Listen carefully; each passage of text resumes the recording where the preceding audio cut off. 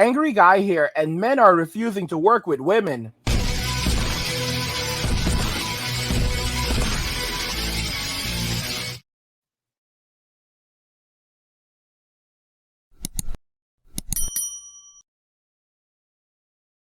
Men are refusing to work with women. Let's just go ahead and jump right into the video. Fast and Furious star Vin Diesel denies he forced himself on a former assistant years ago in a hotel room. She made the allegation in a lawsuit that comes as an old interview with the actor has resurfaced. Jim Murray reports that interview is being called creepy and cringeworthy.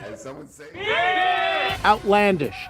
That's what action star Vin Diesel is saying about a former assistant accusing him of sexual battery. In a lawsuit, Asta Jonasson claims Diesel forced himself onto her at the St. Regis Hotel in Atlanta while filming The Fast and the Furious 5 in 2010. Hours later, she says, she was fired. Today, Diesel is hitting back. Let me be very clear. Vin Diesel categorically denies this claim in its entirety. This is the first he has ever heard about this more than 13-year-old claim made by a purportedly 9-day employee. There is clear evidence which completely refutes these outlandish allegations, the action star's attorney said in a statement. Now, a resurfaced video in which Diesel flirts with a reporter is going viral, being called creepy and cringeworthy. God, you're so beautiful. God, she's so beautiful, man. Am I right or wrong? Look at her. How am I supposed to do this interview? Look at this woman. She tries to get back on track, but Diesel keeps going. Tell me your story. Tell me yours. Let's get out of here. Let's go. Let's go have lunch. My God, I love her. Look how beautiful she is. Thank you. God, wow. Man. So, Tom Hanks? Wow. The interview, taped 7 years ago, now has almost 6 million views. Guys, really? Look how beautiful she is. You guys think it's a joke? How am I supposed to sit over here when I'm looking at such beauty? Back in 2017, Diesel apologized for that interview. He said he was just trying to be playful and funny. I mean, guys, look at this now. It's pretty crazy how we can look at what's happened to Vin, and this person, instead of going to the police immediately after this occurred, 13 years ago, they said nothing. This is a person who worked there for 9 days. Now they're going after Vin because in an interview, he saw a woman who was very beautiful and he just kept complimenting her. And at that point, he was one of the most famous actors in Hollywood. Huge actor. And guys, this is what you get for simping. These are the consequences for simping, guys. It doesn't matter how famous you are. It doesn't matter who you are. This is what you get for simping. He was there simping. He was simping for her. This is why you are told, do not praise them. Do not compliment them. Don't do any of this because you will be punished for it. This is the level of narcissism that we live in today, where if a man pays a woman a compliment, it can have serious ramifications. Men have to now act indifferent towards women. And women don't realize that indifference is truly a terrible thing. The opposite of love, there are many different opposites you can talk about, but it's definitely not hate. Love and hate are just different sides of the same coin. They are not opposite. They are not opposite. They are different sides of the same coin. This is the reason why there's a thin line between love and hate, because they really overlap with one another. People love to hate and hate to love. And there's a lot of hate in love and love in hate. There's a mixture of the two. They go together like bread and butter, love and hate. This is the reason why you have to be very careful in relationships where people are infatuated. Oh, I'm in love. I'm in love. Well, what happens when the love is gone? Then so is the relationship. And then you know what enters? Indifference. Indifference is definitely one of the opposites. There are multiple things. There's fear. And what we're going to see is men walking around and becoming indifferent. Look at what's happening right now with P. Diddy. So if you already know, a singer named Cassie who never took off, she was his ex-girlfriend. They dated for a long time. Her career went nowhere. And then she said that Diddy did things to her years ago, and he basically settled the case. He did not admit any wrongdoing. And a reporter literally said, so the situation is this. Either he's guilty for the things for what she said he did, or he didn't do these things, and this is just the price of doing business. This is just the price of doing business.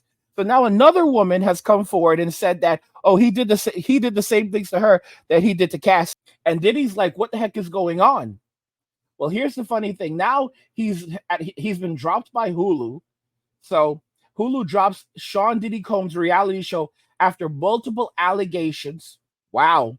Hulu has said thanks, but no thanks to a reality show that would have featured the family of Sean Diddy Combs. Deadline has confirmed the project from James Corden's production company, another jerk, was in the early stages when the decision was made to bag it after multiple lawsuits alleging various things were filed against the mega producer. On December 6th, Deadline reported the most recent allegations against Combs. He was accused of doing unsavory things and participating in gang unwanted behavior on an 11th grader, aka Jane Doe, in 2003. 20 years ago, 20 years ago. Are you kidding me? 20 years ago, y'all. 20. This is really some Cosby stuff. 20 years ago? This ain't right. This is insane. Miss Doe has lived with her memories of this fateful night for 20 years, during which time she suffered extreme emotional distress that has impacted nearly every aspect of her life and personal relationships, said the complaint filed in New York courts Wednesday by the Wingnor firm. Given the brave women who have come forward against Miss Combs and Mr. Pierre in recent weeks, they meant to say Mr. Combs, Miss Doe is doing the same. Guys, so this, I told y'all, all they will do now, this is M2 part 2. They're just going to piggyback out off one woman. So every woman who ever met him or maybe didn't even ever meet him, they're just going to start piggybacking off the stories of each other and going after these men and feeding off them, getting a piece of it. And these men have no choice but to either pay up and settle for as little as they can, or else they're going to end up losing tons in lawyer fees. And a lot of their lawyers will tell them, just settle. Just settle. It's 10 lawsuits, man. It's 10 lawsuits. Give them each $100,000 and just settle. It's 20 lawsuits. Give them each $100,000 and just settle. Bro, you're worth $800 million. It's not worth it. Just settle each and every single one of the lawsuits. Like, this is really what it's going to come down to. And these women know this. They 100% know it. And then here's where things get crazy, because the more lawsuits that come in, the more legitimacy the more it appears to be legitimate. And then once it goes from civil, that's when they can go to a criminal. That's when it can head over to criminal court. And you can have these guys ending up in jail for things that didn't actually happen. If you look at Mr. Kelly, if you look at Robert Sylvester, this dude didn't actually do anything. These women were living free at his place, being chauffeured around, taken in and out, provided for, all paid expenses. They could have left at any time. They had access to phones. They were not being denied of anything. They could have walked away. Oh, he was controlling them mentally.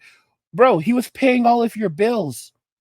You were going on shopping sprees. You were being chauffeured to shopping, to stores, to Macy's, to go get Gucci, to get whatever you like. They were being chauffeured there. They had an assistant that was taking them around. They were living off this man. And this is his fate. This is what you get for providing for women, for helping women, for being kind to women, for giving them exactly what they want. Because the moment that money stops flowing, they're going to destroy you. Doesn't matter if it takes 10 years, 20 years, or 50 years, like what we're seeing with America's favorite dad, former favorite dad. As soon as they're broke, times are hard. And right now, times are very hard. They're all coming back. And you have these guys who are hyper successful. They had relationships with a lot of different women 20 years ago. And now all of those women are going to gang up. Women that these dudes never barely had even a conversation with. They're going to come back and say something. And there's no way that these guys can completely refute it, simply because it's so long ago. It's he said, she said, and you are guilty until proven innocent. So if you can't prove that you're innocent, because there's not enough evidence to refute it. Look at what happened to Jonathan Majors. You know, the driver who was there and saw everything testified that Jonathan was actually the one who was the victim. There was surveillance cameras showing this poor man being chased down the street and running at full speed, and this woman chasing him at full speed. She was found unconscious by him like later that evening inside their home. And he called police to come and get her. And we don't know how she ended up in that state, but we know that she had a drinking problem. And if she had a drinking problem, she may have also had a problem with the use of substances. And there are a lot of dudes who are saying, oh, it's his fault. He should never have been with her. It's his fault for not, guys, you don't always know the person you're dealing with. And let's be realistic here. It's his fault that he was dealing with someone who didn't behave like a proper adult. Like we hold women to no standards whatsoever anymore. We hold them to zero standards. Like, I mean, there's a recording that she made of him where he's literally telling her, you don't come into this house intoxicated. You don't do that. You do not come in here and disrupt the peace of this home. You need to carry yourself like women. He said Coretta Scott King and Michelle Obama.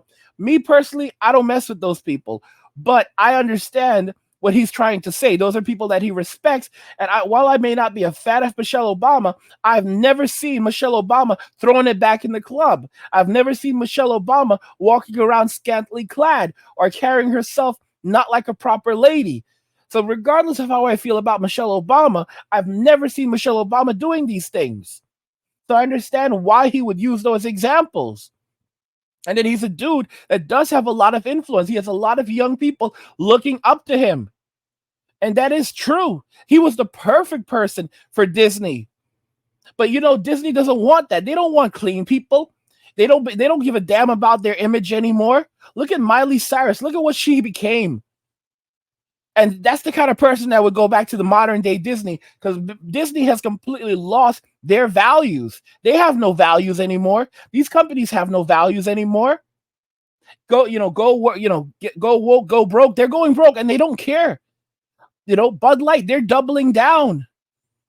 They don't care. They don't care. They will go bankrupt before they change. Like, a lot of these companies will go bankrupt before they change. But what you guys are right about is that many of them are going to move their business outside of the US. And it's not just the companies. You have to understand something. What powers the US economy are not the large companies. What powers the US economy are the small companies. It's the small businesses that really make up the US economy. And who makes up most successful small businesses in the United States? Men. Men are the ones who do this. And as you guys can see on the screen, economists have finally figured out a decade-long mystery: why men are increasingly foregoing work. And it's a question that has puzzled economists for decades. Why have men been increasingly missing from the labor market since the 1960s? The answer, at least partly, is that more millennial men are going to college than baby boomers. And new research from the Federal Reserve Bank of San Francisco show that as these younger men graduate, they increasingly enter the workforce, and the decline in participation should slow. The share of younger millennial men not working is about twice that of the boomers at the same age, according to the report published Tuesday. But the gap closes substantially as they approach middle age. A greater share of young men today have a post-secondary degree, signaling that as they age, they'll enter the workforce. So they're hoping that they enter the workforce, but in reality, more men than ever have been dropping out of the workforce, and they're staying home. So it's like 7 million men have dropped out of the workforce. They're staying home, playing video games, sleeping, resting, not working at all. Women are surging into jobs, while for men aged 25 to 54, participation has fallen more than 8 percentage points in the past 6 decades. So researchers are hoping that these men, this is crazy, guys. They're hoping that as millennial men get older, they will later on re-enter the workforce. So they're hoping that as millennial men who are now earning their college degrees, even though they are declining in the workforce, they are expecting these men to return to the workforce in their 50s. How insane. Am I reading this wrong? Like, you guys can go and check this out. The article is titled, I can't link to articles anymore on YouTube. The article is titled, Economists Have Finally Figured Out a Decades-Long Mystery Why Men Are Increasingly Foregoing Work. They're predicting, so they're trying to say that when men enter into their 50s, when millennial men enter into their 50s, they'll rapidly re-enter the workforce. So yes, they're dropping out now and staying home and playing video games and watching TV and rest and sleeping. But they're going to go back to the workforce in their 50s. So men who are in their late 20s and early 40s right now, it's okay. It's okay, society. No one has to worry. These men are going to go back to the workforce in their 50s. Guys, we're living in a completely delusional society. Completely delusional society. Okay? Men are choosing to walk away from Western society, relationships in Western society. They're not having children. They're not getting married. They're focusing on themselves, their own happiness. They don't want to. They don't want the stress. They don't want any of it. And that's really the honest to goodness truth. Guys, men are refusing to work with women, and it's not going to shift. This thing is only going to push men further away. And guys, as men walk away from society, they're going to take their money. They're going to go overseas. Men are opening businesses overseas. Men are opening businesses in Thailand. Men are opening businesses in the Philippines. They're opening companies they're opening their companies in other countries. Guys, I have a dream to open a big manufacturing company. I have all these ideas and concepts. You know, I have a background in computer science, psychology, health science. I have this extraordinary education, the extraordinary skill set. And my dream is to take that skill set to go to Japan and build my empire over in Japan. I want my company to be a Japanese first company, because I feel like so much of American society and Western influence is eroding Japanese culture. Like, I look at Final Fantasy, and I love Final Fantasy so much. It's a game from Japan. And now it's like it's been perverted by American garbage. It's become like literally just a button masher. And I feel like so much of that influence is destroying the things that we love. And I want to build my company in Japan. And that's what's going to happen with a lot of men that are going overseas. All these guys who create these companies in America, they're going to move their business overseas. They're going to bring their insurance company overseas. They're going to bring their manufacturing company overseas. They're going to move to other countries where where their cost of living is low. They will use America to finance their stuff. So they'll have access to American banks and financing options. But they won't live in America. They won't work in America. They won't hire Americans. They will hire foreigners. And they will use a combination of foreigners and artificial intelligence to run their business. And that's going to be the future. And you're going to have all these people. The LLC will be registered in America, but the company won't be in America. And it's going to suck all that money out of the U.S. And it's not going to be going into the pockets of American women. Because when you run your company outside of the U.S. as well, there's a lot of ways that you can avoid having to pay a lot of those taxes. Look at Apple. Guys, what do you think regarding all of this? Because this is so profound.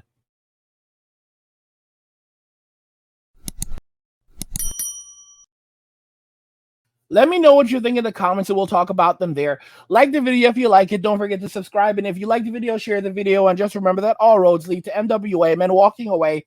And cheers.